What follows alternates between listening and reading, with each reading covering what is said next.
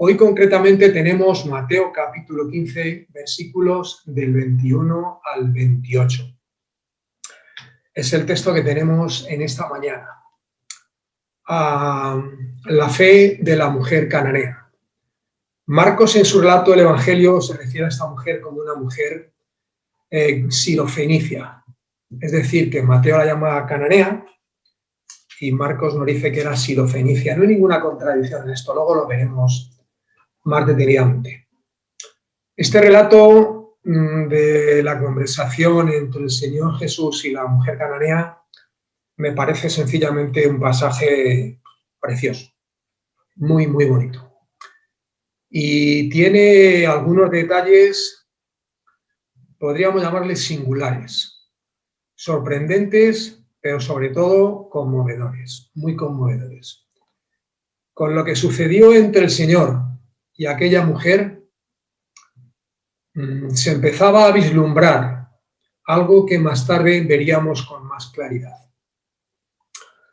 Aquel suceso, aquella conversación entre el Señor y la mujer cananea era un anticipo, un adelanto de la misericordia que Cristo tenía reservada para los gentiles. En este pasaje se observa un rayo de luz, un rayo de bendita luz, diría yo, que luego más tarde habría de revelarse a los gentiles. Cuando Simeón tomó a Jesús cuando era un bebé en sus manos, esto lo cuenta Lucas en el capítulo 2, dijo, luz para revelación a los gentiles. Pues bien, el texto que tenemos hoy nos ayudará a entender un poco mejor aquello que profetizó Simeón. Repito, este pasaje me parece muy, muy bonito. Está lleno de detalles que hemos de intentar retener, captar, que no se nos escapen.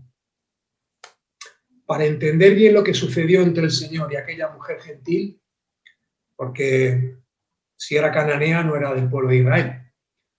Por cierto, una mujer gentil que mostró una fe tremenda, una fe tenaz y persistente, porque insistió e insistió hasta que el Señor contestó a sus ruegos. De ahí una primera enseñanza, y es que cuando nos acerquemos al Señor, pues nos recordemos este pasaje y sigamos el ejemplo de esta mujer. Ante la incredulidad del pueblo de Israel,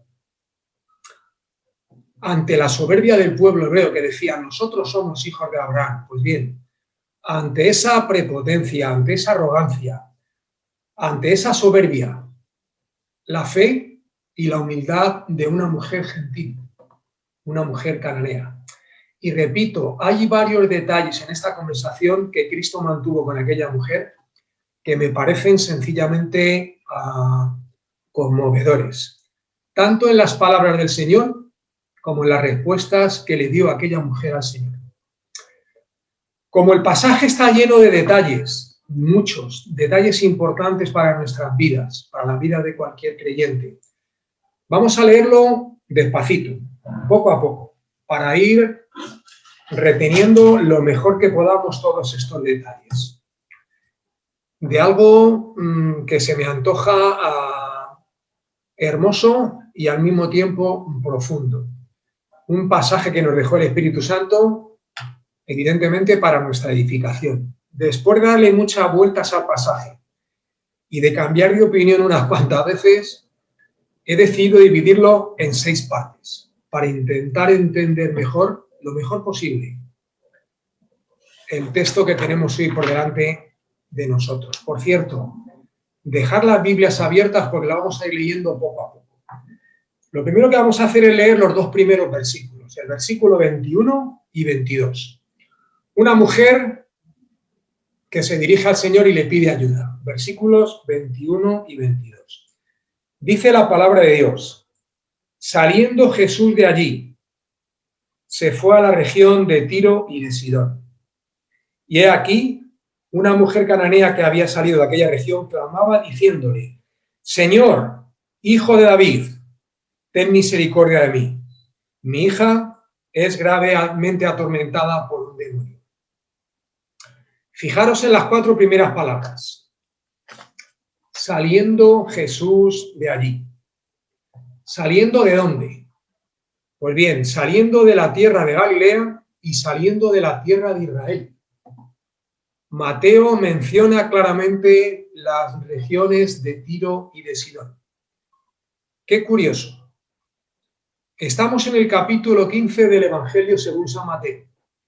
Y ya es la segunda vez que Mateo, el apóstol Mateo, menciona las ciudades de Tiro y de Sidón. Ya es la segunda vez. Cuando la palabra de Dios repite algo, debe de ser porque es importante. Y lo menos que podemos hacer es prestarle atención. Os animo a leer detenidamente las profecías del profeta Ezequiel. Las profecías que hizo en cuanto a Tiro y Sidón. Y también os animo a estudiar la historia de Alejandro Magno, para que veáis y para que disfrutéis viendo lo que sucedió en Tiro y en Sidón. Dice el texto que Jesús salió de allí y se fue a la región de Tiro y de Sidón. Concretamente, aquello era Fenicia, lo que hoy actualmente es el Líbano, que pertenecía por aquel entonces a la provincia de Siria. Bien, Mateo dice que aquella mujer era cananea, y Marcos dice que era griega y sidofenicia. Pero no hay ninguna contradicción entre Mateo y entre Marcos. Me explico. Era cananea porque descendía de los cananeos, por tanto, lo que dice Mateo es correcto. Era griega porque era de habla griega, por tanto, lo que dice Marcos también es correcto. Y era sidofenicia porque aquella región se la conocía como Sidofenicia. Aquellos que se entretienen en buscar errores y contradicciones en la palabra de Dios, harían bien en buscar por otro lado, porque por aquí no van a encontrar nada de lo que están buscando. Bien, volvemos a las 4 primeras palabras del pasaje. Saliendo Jesús de allí. Esta fue la única vez que Jesús salió de la tierra de Israel en el tiempo que duró su ministerio público. ¿Por qué salió el Señor de Israel? Para responder a esta pregunta, solo tenemos que retroceder un poco y leer Mateo 15, del 1 al 20, que se ha predicado hace unos domingos, y entenderemos por qué el Señor salió de allí. Y esto es una advertencia clara y solemne de la palabra de Dios. Dios quita la luz a aquellos que juegan con ella o que se rebelan contra ella. Es duro, pero lo voy a repetir. Dios quita la luz a los que juegan con la luz o a los que se rebelan contra ella. El Señor nuestro Dios tiene mucha paciencia y soporta tal contradicción de pecadores. Pero cuidado, mucho cuidado con poner a prueba la paciencia de Dios. Mucho cuidado. ¿Y por qué digo esto? Pues mirad, digo esto porque he conocido a algunos creyentes a lo largo del tiempo que llevo en el Señor, cuyas vidas son como el baile de la yenca. Un pasito hacia adelante y 2 pasitos para atrás. Igual que la yenca, ¿os acordáis? Un pasito hacia adelante, 2 pasitos hacia atrás. Asisten 2 domingos al culto y más de uno se pone todo contento. Nos ponemos muy contentos. Oye, parece que están madurando. Parece que van a cambiar de una vez por todas. Después de 2 domingos asistiendo al culto, desaparecen de la vida de la iglesia un mes entero. La alegría dura poco.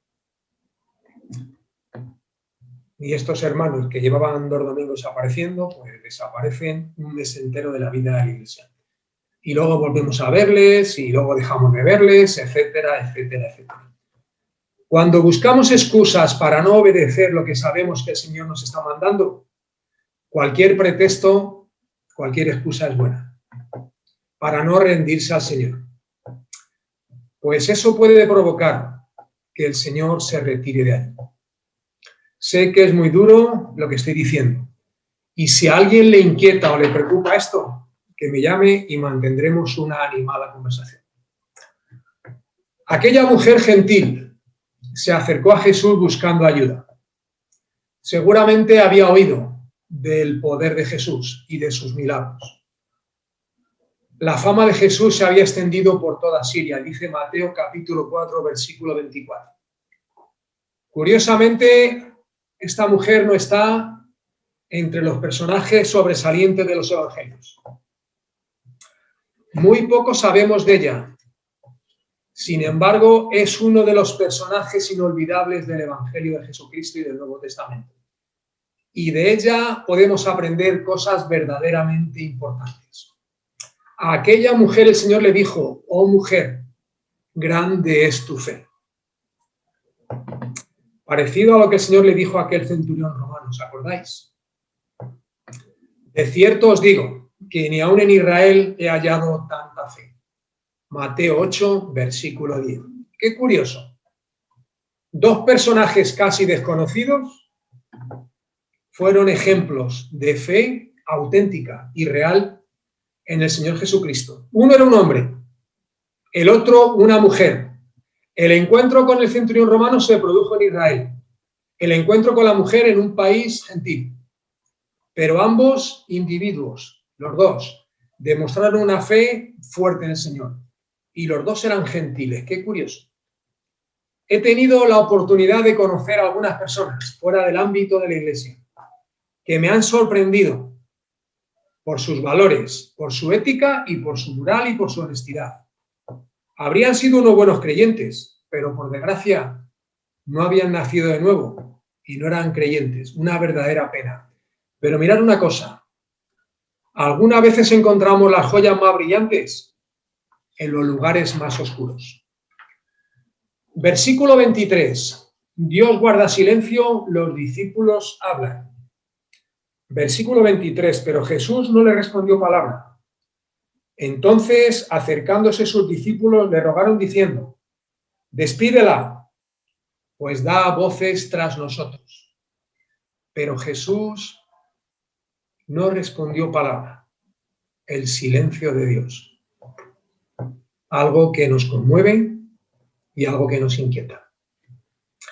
Jesús no pronunció ni una sola palabra ante la petición de aquella mujer. El Señor no dijo nada, guardó silencio. Cuando hemos leído algunas veces los evangelios y cuando llevamos algunos años en el Señor, pues más o menos nos hemos formado una imagen de Jesús. Sabemos cómo solía actuar con aquellos que le pedían ayuda. Con aquel silencio del Señor, alguien podría cometer el error de creer que Jesús estaba ignorando a aquella mujer. La mujer pidiéndole ayuda y el Señor callado, sin decir ni una sola palabra. El Señor no dijo nada. Algo insólito. Normalmente siempre respondió a aquel que le pedía ayuda. Es más, muchas veces tomó la iniciativa, ayudaba a la gente antes de que le pidieran ayuda. Sirva de ejemplo el pasaje de la semana pasada. Antes de que nadie dijera no tenemos que comer, el Señor dijo sentarlos y proveyó comida para todos. Entonces, ¿por qué se mostró tan distante con aquella mujer? La trató de aquella manera aparentemente distante porque no era del pueblo de Israel, era una mujer cananea. Qué curioso. He consultado a 3 comentaristas de la Biblia. Por cierto, bastante diferentes en cuanto a sus líneas doctrinales. 2 de ellos podríamos considerarles conservadores y a otro de ellos podríamos decir que es de un corte un poco más liberal. Curiosamente, los 3 coinciden en que el silencio del Señor era una prueba de fe. Con aquel silencio parece ser que el Señor puso a prueba la fe de aquella mujer. Esto me recuerda a algunos creyentes que han pasado o que hemos pasado por situaciones parecidas. Hemos clamado ante Dios y aparentemente Dios ha guardado silencio. El silencio de Dios suele inquietarnos. y suele ser con frecuencia la más grande prueba de fe para un creyente. Hay pocos creyentes que en algún momento de sus vidas no hayan quedado perplejos ante el silencio de Dios. Aquella mujer insistió y el Señor contestó: seamos iguales que ella cuando necesitemos algo del Señor. Seamos igual de tenaces y de persistentes que fue ella. Hagamos nosotros lo mismo. Curiosamente, cuando el Señor estaba en silencio, los discípulos hablaban y curiosamente no anduvieron muy finos. Dile que se vaya, que nos molesta con sus gritos. Qué triste puede resultar esto. Algunas veces los creyentes solemos actuar con una frialdad, con una superficialidad y con una chabacanería impropia de los hijos de Dios. No podemos ser así. Los discípulos en ese momento no entendieron nada, absolutamente nada. No entendieron que aquel silencio no era un silencio de repudio, era un silencio de gracia, de la gracia inmerecida de Dios. Aquel silencio no era una falta de compasión. Aquel silencio daría paso a algo mucho más hermoso y mucho más bonito. Versículo 24. El Salvador expone la prioridad de su ministerio. Él respondiendo dijo: no soy enviado, sino a las ovejas perdidas de la casa de Israel. El Señor Jesús, el Señor Jesucristo, con la sencillez y con la autoridad que habitualmente se conducía, explicó claramente cuál era la prioridad de la misión que le trajo a este mundo. Recordemos que cuando Él envió a los 12 les dijo: id antes a las ovejas perdidas de la casa de Israel. Mateo 10:6. Lo hemos dado no hace mucho. Estas palabras del Señor nuestro Dios, expresan la sumisión del Hijo a la voluntad del Padre. Varias veces durante su ministerio terrenal, el Señor enfatizó que fue enviado por el Padre para cumplir un propósito concreto. Porque he descendido del cielo, no para hacer mi voluntad, sino la voluntad del que me envió. Juan 6:38. Como me envió el Padre, así también yo os envío.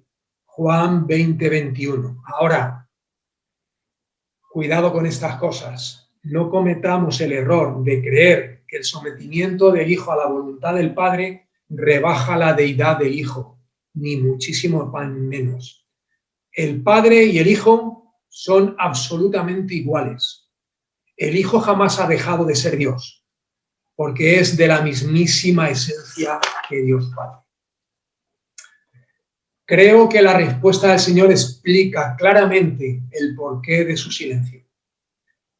La actitud y la respuesta del Señor nos sorprenden y nos pueden llegar a confundir, porque la mente del pueblo hebreo necesitaba tiempo y una preparación paulatina, poco a poco, para aceptar la idea de que los gentiles habrían de participar en los beneficios del reino mesiánico. Las promesas del Antiguo Testamento tocante al reino fueron hechas originalmente a Abraham y a su simiente, lo sabemos todos. Pero también sabemos que el amor del Salvador, que le hizo venir a este mundo a morir en una cruz para redimirnos a todos los creyentes de la muerte y del pecado, guardó silencio ante la petición de aquella mujer. Después explicó claramente su sometimiento a la voluntad del Padre.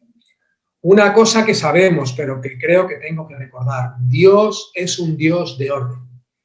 Y aún el sufrimiento humano tiene que doblegarse ante esta realidad. Dios es un Dios de orden. La gracia y la misericordia de Dios tienen un cauce a través del cual hacen su función. Hay un orden que está establecido por Dios y tenemos que aceptarlo. Es muy posible que los discípulos, seguro que conocían el orden establecido por Dios en el Antiguo Testamento. La mujer cananea evidentemente no. Por eso hizo una segunda petición, porque la mujer insistió. Versículo 25. Esto es muy bonito, la actitud de aquella mujer, porque creo que de la actitud de aquella mujer tenemos muchas cosas que aprender. Versículo 25. Entonces ella vino y se postró ante él diciendo: Señor, socórreme. Señor, socórreme, ayúdame. Hay mucho que aprender de la actitud de esta mujer, de verdad, hermanos. Es sorprendente que sea una mujer gentil la que nos esté dando esta gran lección. Es sorprendente. No es uno de los patriarcas de Israel, no es uno de los grandes jueces, no es uno de los grandes profetas, ni siquiera es uno de los discípulos.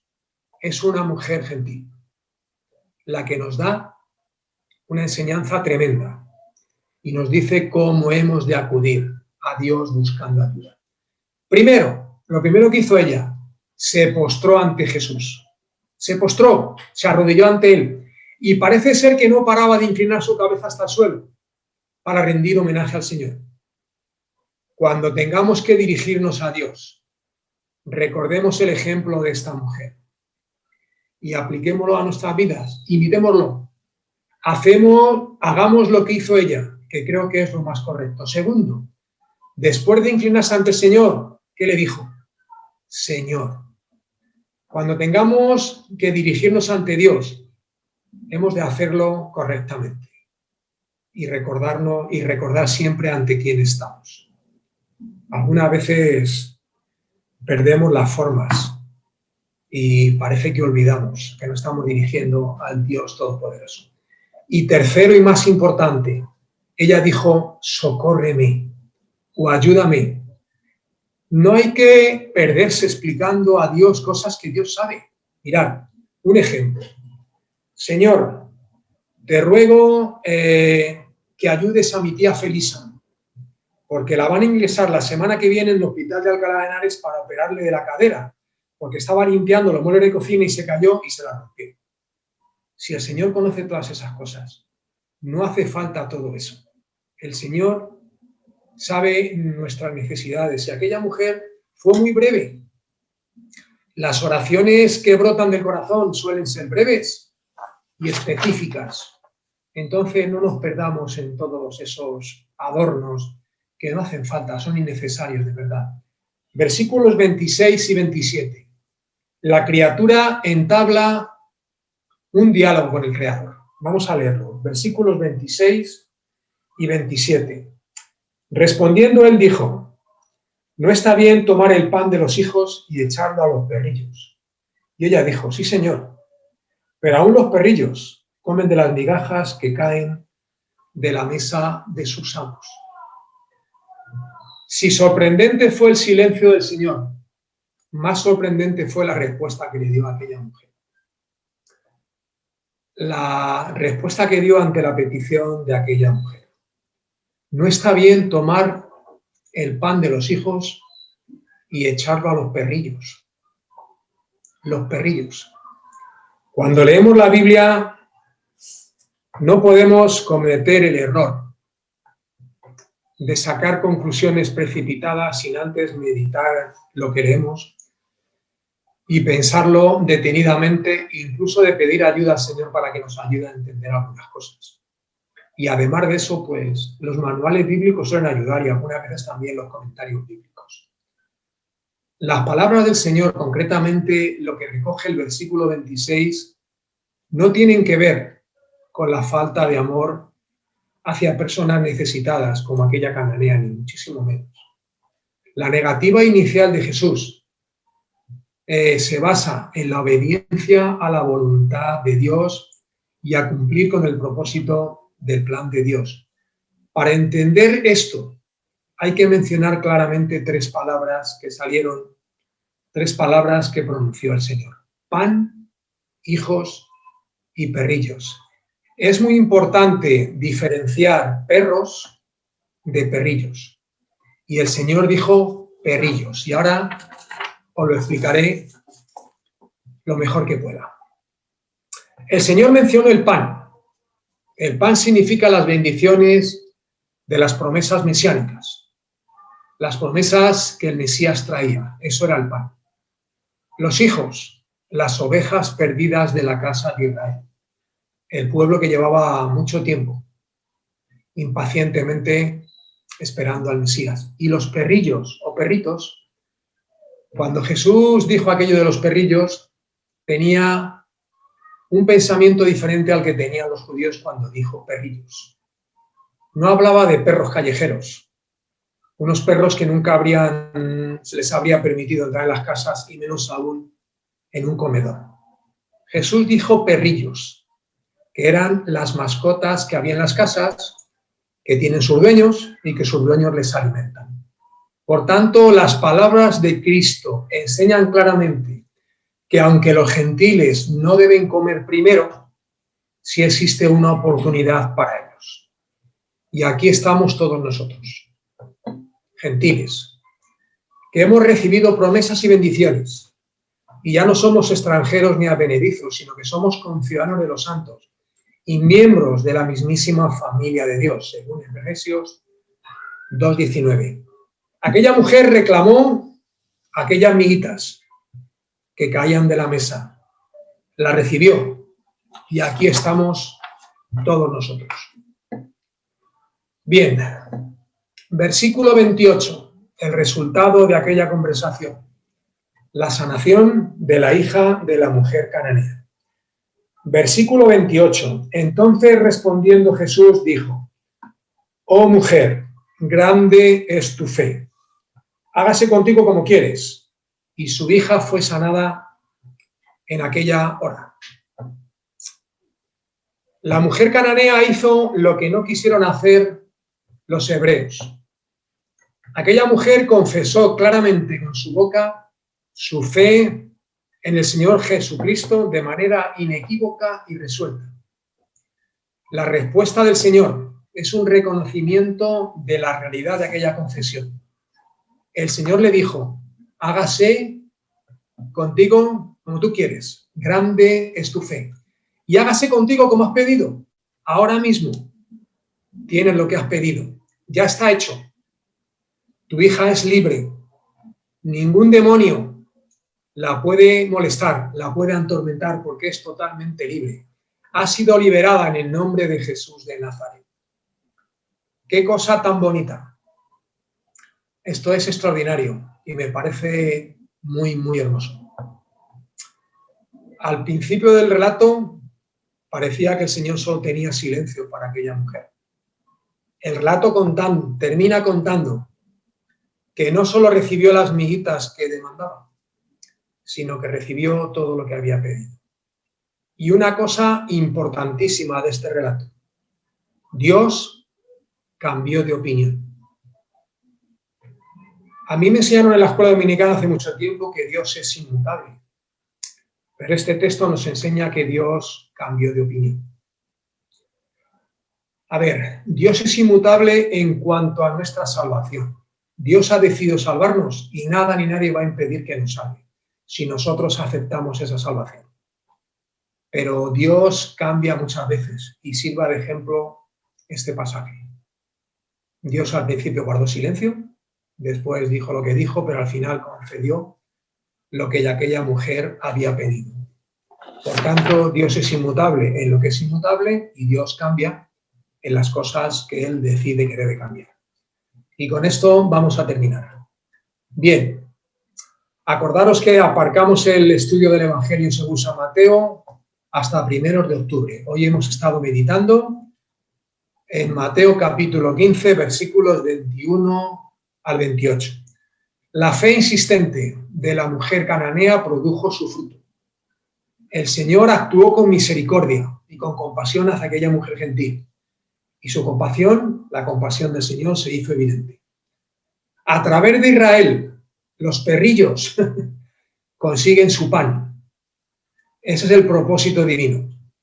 Porque no podemos olvidar nunca que la salvación viene de los judíos. Según Juan, capítulo 4, versículo 22. Fue a través del hijo de David que la hija de la mujer cananea fue sanada. Y el Señor elogió la fe de aquella mujer y le concedió el deseo de su corazón, la curación, la liberación o la sanación, como queráis, de su hija. Pues gracias al Señor por su palabra, que nos enseña cosas tan importantes como el ejemplo de esta mujer. Y que el Señor dejó en su palabra textos como este, simplemente para nuestra instrucción, para que cuando tengamos que acudir al Señor recordemos el ejemplo de esta mujer y lo hagamos como ella lo hizo.